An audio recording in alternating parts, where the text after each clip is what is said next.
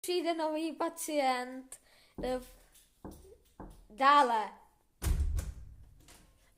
Nebouchejte tolik s těma Já ten Matouš, neboli Iron Boy. Dobře. Že na 12 Co to je? Nevím. Dobře, tak se teda pojďte za mnou. Můžete zahodit to lízátko. Ne.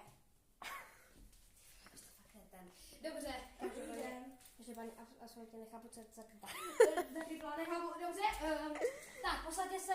Jsi nějaký postižený asi, takže kolik? 12 letá pahlídka, dobře. Takže já vám to tady vezmu, vyjde se výkuju. Rozetřu vám to takhle hezky, tak. A tak i něco trochu to štípne.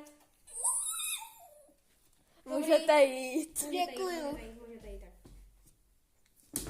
O kurva, já jsem dala špatnou injekci. Ty krávo!